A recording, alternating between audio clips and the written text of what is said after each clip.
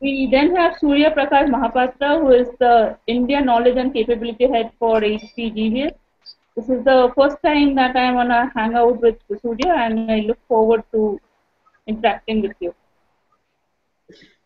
Thank you. Thank you very much for inviting me to this panel. I'm really looking forward to the discussion. Thank you very much. And then we have got Elora Panda, who of course is a part of the India HR Live team and brings in a lot of value. She is a seasoned cleaning and learning professional, a very seasoned HR professional, and which she rounds off with her in-depth knowledge about social media and social HR.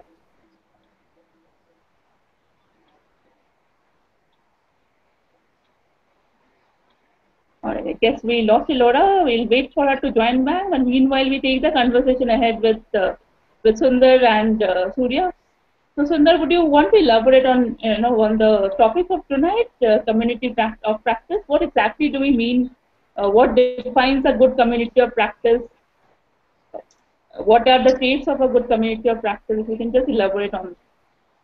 Sure. I think you kind of started well by saying essentially communities of practice get formed around areas of interest, and they don't necessarily have to be workplace interests in that sense. But I think what defines a good community in the context of learning specifically is where there are meaningful conversations that are happening. That's number one, and there are meaningful people who are engaging in these conversations. So typically the two features that you will see in communities that thrive are a lot of interesting people having frequent interesting conversations with each other. I think those are the two common threads that you will see in most communities that thrive.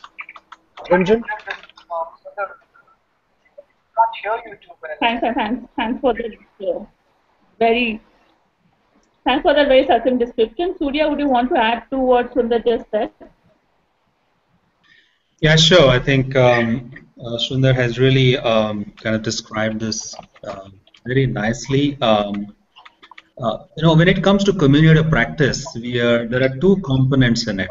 There is a community and there is a practice. So sometimes what happens, we focus a lot on the practice and we ignore the community. So we'll have to keep in mind that it's a group of people who share a common interest, a common area of concern, and they come together as a community to have meaningful dialogue, discussion, deliberation, practices, and so on. So I think it's important that we'll have to keep in mind that there's a human element in this, which is a community aspect. Thank you. Some very interesting thoughts there, and I think I love the idea that it's about the people and about. So, great. I see that Elora is back on the show. Welcome back, Elora, and I hope that we don't lose any one of us again. So, Elora, just before you came on, we were discussing what is a good community of practice, and there were some great insights from both Sundar and Surya. Would you want to add what in your mind defines a good community of practice?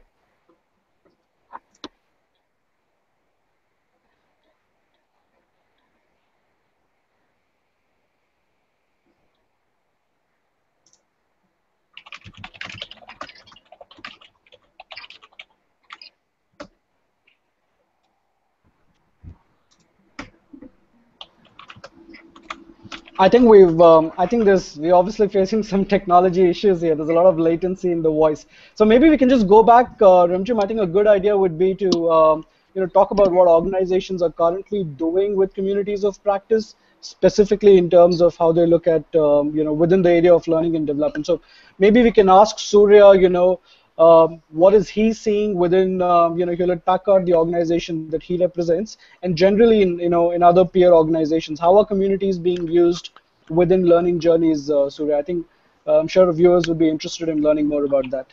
Surya? Thank you, Sundar. I think that's a great question to begin with. So communities have been there for since times immemorial. I think ever since the human civilization began, communities have existed in different form, or different shape, or on different form. And communities and organizations have been there for a long, long time, and especially we have seen quality circles in manufacturing organizations and so on. Community in the contemporary business world are also not new. Organizations are you know promoting communities within their setup, within their employees, and but I think somehow most organizations are yet to figure out how to effectively unleash the power of communities. And I think there is some distance that organizations need to cover even today. But I think we will probably talk more about it as the discussion progresses. But how we are leveraging communities in Hewlett Packard, or how I see this being leveraged in different organizations. To start with, our organization, my organization, HP, uh, we very actively used community for learning, for employee engagement, for communication, and so on. So we have something called a subject matter expert communities, the SME communities, who come together and in an organization depending on various practices. So we have communities who work in the quality practice. Communities, we have the learning and development community as the community of L&D professionals. We have the community of managers, where the frontline managers come together, they share best practices, they discuss the challenges and problems, and what we have been effectively doing is we have been able to blend different approaches to make our communities effective. So since we are a global organization, we are spread across the globe, and people belong to different countries, different cultures, and then we have people from different generations. We have the baby boomers, we have the Gen X, Gen Y, um, and then we have people who have different kind of interests and so on. So I think we have seen that it's really a challenge to bring this dispersed community together and then bring some shared interest. So what we have done, we have actually used different approaches. So our community blends technology very effectively. So we bring our people together as a forum in different locations where they come face to face. We have a virtual platform where they interact with each other, the platform which is very similar to Facebook or any other social networking platform. So we are leveraging enterprise social media. We use our own Wikipedia, and we are trying to integrate mobility to that. So a lot of communications go out to people from the community on their mobile phones. So we are trying to blend different approaches, methods, and tools to make our communities effective.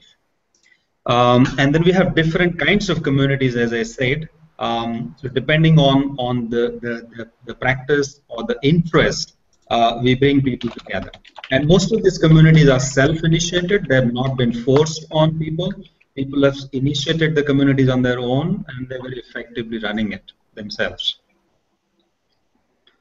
Hey, thank you very much, Surya. I think those are interesting points. So in my personal experience, I think there are two things that you got to watch out for when you're building communities, and this is like a shout out for all the viewers out there. Number one, I think magic happens in communities after they reach a certain inflection point. So you've got to make sure that you've got to provide the time for the community to build a little bit of what is called critical mass. And when I say critical mass, I don't mean just in terms of the number of people in that community, but also in terms of the quality and the quantity of conversations that are happening. And I think once you reach that critical mass, that's the inflection point. That's when the momentum will take the community forward. But I think a lot of organizations expect a whole bunch of things to happen in the first 4 weeks, 6 weeks, 8 weeks, and they don't allow for that critical mass to get built up, before really expecting outcomes. So that is number one. Number two, I think most young people, when they come and interact with each other in an organizational community, they're expecting a consumer class experience. What I mean by that is, think of it this way. If you join a Facebook group and you put a post out there and nobody responds to that post for 2 or 3 days, what is the level of engagement you're going to have in that community? That's a no-brainer, and that's exactly what happens in a typical organizational community, whether it sits in an enterprise social media or outside of it. So you've got to be able to give a very consumer class sort of an experience. So it's not enough if your enterprise network has all the Facebook and Twitter-like features. You also need to have the Facebook and Twitter-like response mechanisms and also responsiveness. And I think those are really critical when it comes to building meaningful organizational communities. Surya, are there particular examples that you have of how HP has used communities to solve a learning problem or a business problem? Is there something that you can share specific to a particular business context? Okay. Yeah, I think I'll respond to that question, but I would like to mention that you made a very interesting point. Because I found it very interesting, so I want to kind of spend a couple of minutes on this. You mentioned that we need to give time to communities to really flourish, and that's a very, very pertinent point, because it's important that we understand the nature of community. Like a human being, a community also has life. It has its birth, it has its infancy, its childhood, its youth, and so on. So if we expect the community to behave like a youngster when it is in its infancy, I think that's a huge expectation. So when the community is in its infancy, it requires a lot of nourishment, a lot of support. And not only we should give it time, we should also make sure that there is leadership sponsorship, that we have enough knowledge, enough community champions who are putting their best efforts to nourish the community. I think that's the important. And if that nourishment does not happen in the initial phases, then the community will die down. Coming back to your question, Sundar. Sorry, Sundar, you are saying something?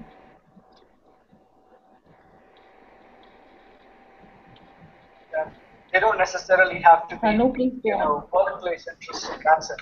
But I think what defines a good community, it's just the latency in the network. Learning specifically is meaningful conversations that are happening, and there are meaningful people who are engaging in these conversations. So typically the two features that you will see in communities that thrive are a lot of interesting people having frequent, interesting conversations with each other. I think those are the two concepts that you will see.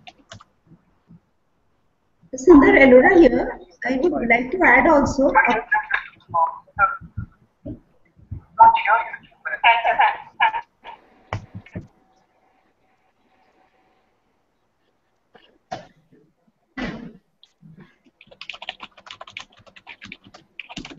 Sundar, maybe I'll make an attempt to answer your question about how HP, is there an example where where HP has used community or practice to solve business problems? Yes, we have a few examples. So in some of our, in one particular service line, we used our community in one of the service lines. We use our enterprise social media platform to generate business ideas, to generate ideas for revenue growth, for process improvement, for operational excellence. And you would not believe the power of community. When you reach out to people and then try and get their ideas using a tool like enterprise social media, it can be immensely powerful. While I cannot get into the specifics of the dollar impact that this particular initiative made, but I would tell you that this idea generation initiative using enterprise social media as a platform, um, leveraging a group of employees as a community was immensely beneficial to organization in terms of solving some of our key business problems.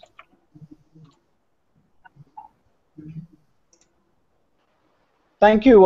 It's interesting you say that. I think enterprise social networks are really becoming important, right? I mean, there was a Deloitte report last year which said that 90% of Fortune 500 companies would have some sort of an enterprise social network by end of 2013. I'm assuming that has already happened, given that we're almost in mid of 2014. Particularly around the enterprise network, I think we are doing a whole bunch of experiments on how communities can fit into a learning journey. So, for our viewers out there, and I've actually been tweeting a whole lot of use cases. So you can use the hashtag IndiaHR Live, and you can get access to all the use cases, which kind of talk about the mechanics of how you can use a community within a learning journey or even a learning event. Surya, if I can talk to you more about, if I can get an industry context, given the business in which you are in, is it easier for certain sort of businesses or industry sectors to have more meaningful and thriving communities vis-a-vis others? One would associate communities with a sector that you come from, right? Or is it a sector agnostic? What are your views on that? Does it also apply in the old brick and mortar sort of traditional Indian companies? Yeah, though I represent the IT community or the shared services, the IT organization or the shared services industry, ITES industry here, I personally believe that it is industry agnostic. As I mentioned earlier, in the manufacturing industries, we started communities long back. So quality circles were great examples of communities. How great ideas evolved in Japan and in other countries in the manufacturing industry. And it's not about the IT industry or any particular industry. I think human beings have this very common nature to socialize, to come together, to interact, and collaborative learning has been has been common in the past, though it has not been very structured. It has not been formally driven by organizations. But I think it's human nature that they really want to come together. Whether they, as Rimjim was mentioning earlier, people come together and form communities. So that's a human nature. So it really doesn't matter which industry they belong to. It can be effective, and I believe it has been effective in organizations across industries. Hey, thanks, Surya. I think that's an interesting viewpoint. So we're almost 30 minutes into the show. So let's talk about, in terms of summing this up, let's talk about some do's and don'ts. So for organizations and folks who are watching, what are your top 2 or 3 do's when it comes to building and nurturing communities, and what are the red flags? What are things that you should not do, which are community killers? So why don't you share your views, and I'll then share mine.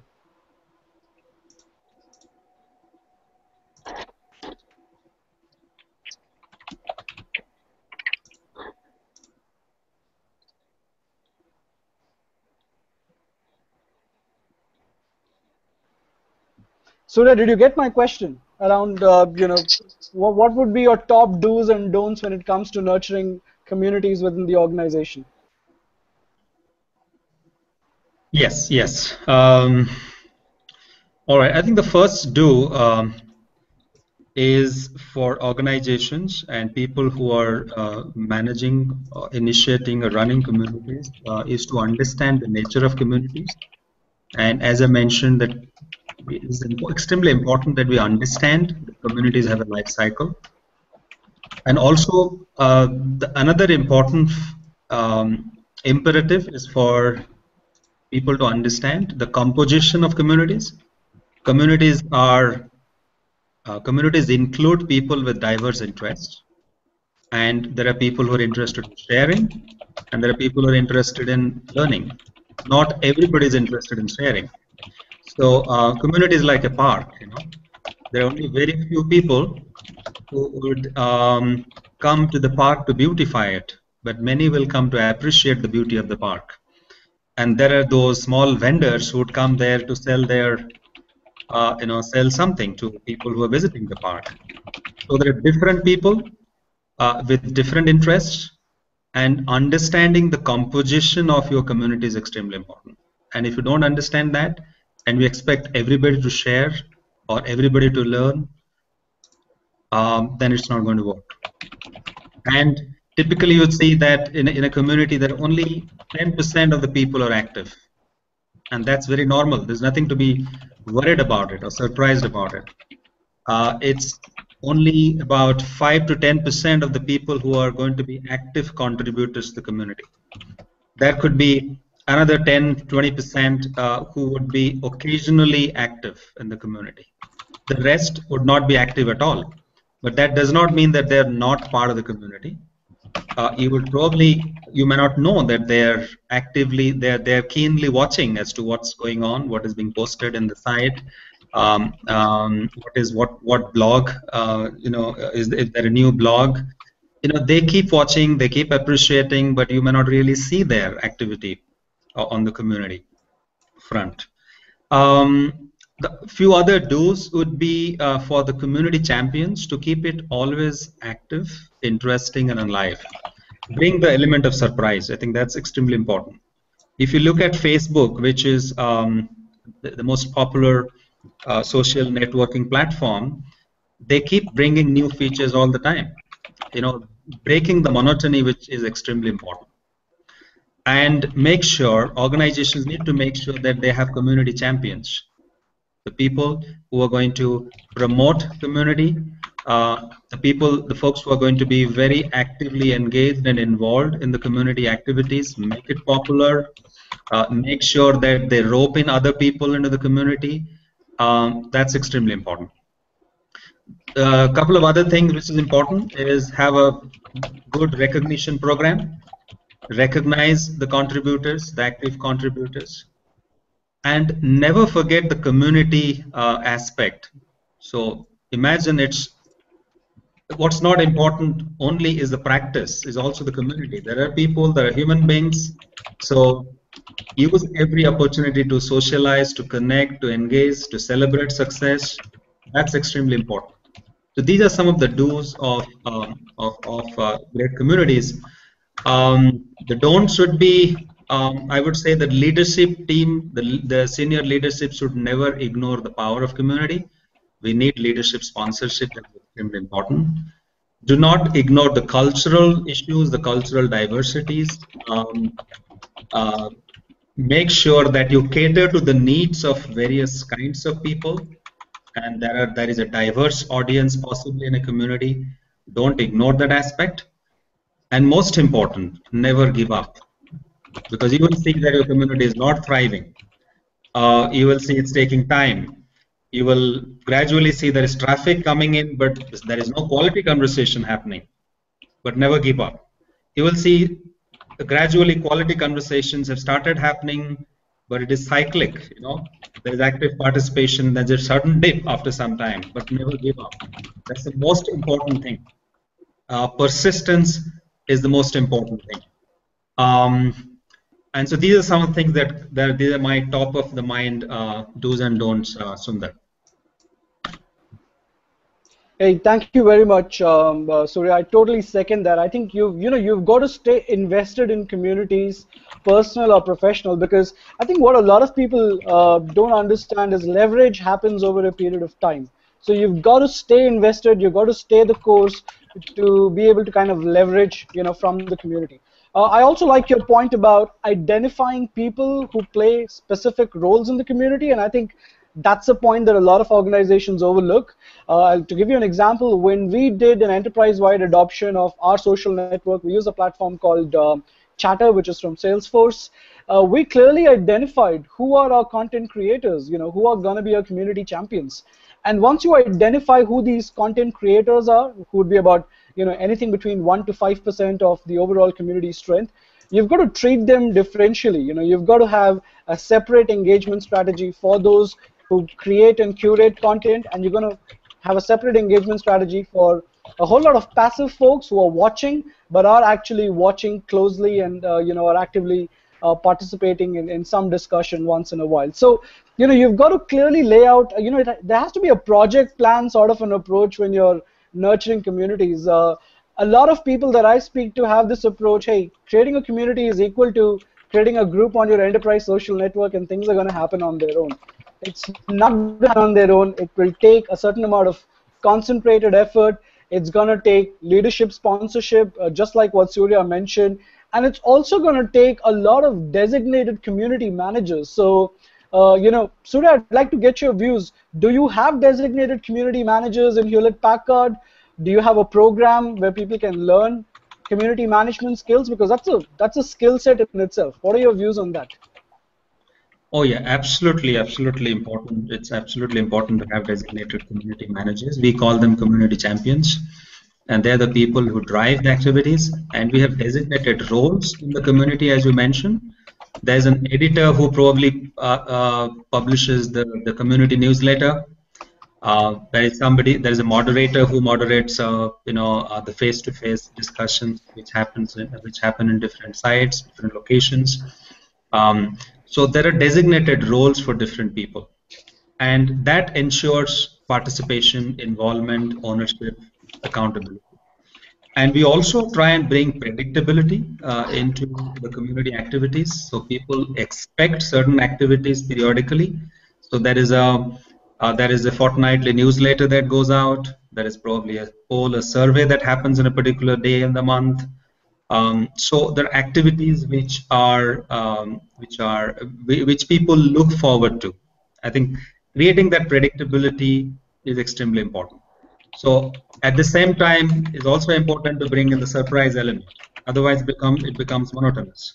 So probably watch out for people's interest. If some programs are not popular or people are not participating, maybe sunset some of those programs and bring in new programs. I think so. The surprise element is also equally important at the same time. So make it predictable, good point. at the same time bring in the surprise element. Yeah, I mean, I think everybody likes a surprise, and if you can surprise people in the community, it only adds to the overall engagement levels. I want to also draw your attention towards ownership, Surya, and this is something that a lot of organizations struggle with, right? Who owns the community management agenda? Who is the champion of enterprise communities? I see a lot of organizations launch communities, and then it becomes an orphan because there is no clear accountability of what function is going to own it. Is it IT because it's platform oriented? Is it learning? Is it HR? What is your approach at HP? Is that a functional ownership for enterprise level communities? How does it work? Yeah, I think we tried doing that, and then we realized that that's not going to work. So we really do not have a functional ownership of communities of practice in our organization. Yes, there is a group which provides a tool which kind of facilitates some of those initiatives and engagements, but we don't have one group which owns the community of practice as a practice in the organization.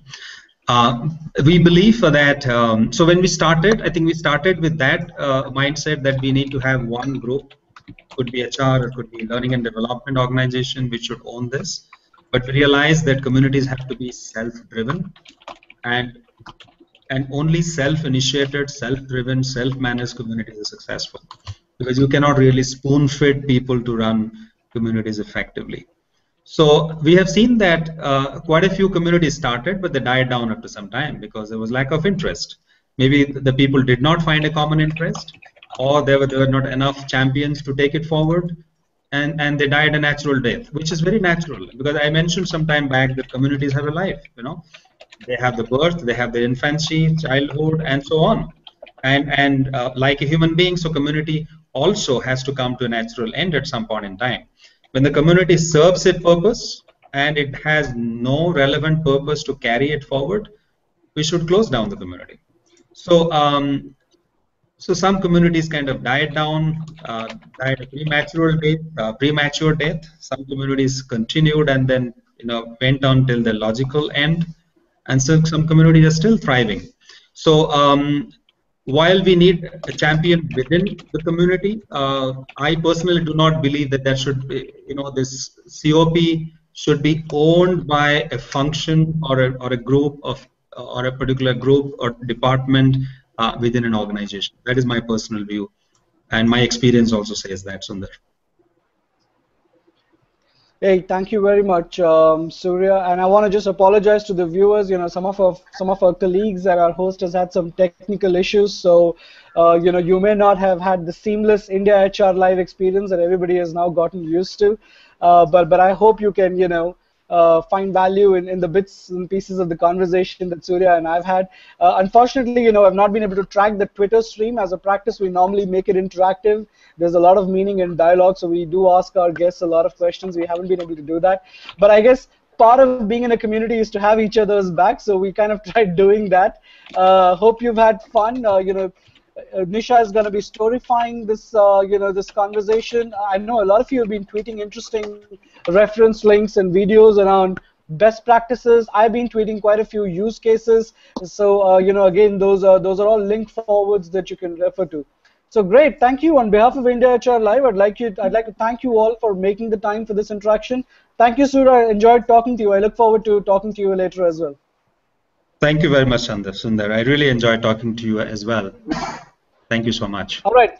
Thank you very much for logging in. Everyone, have a good evening. Bye-bye. Thanks. Bye-bye.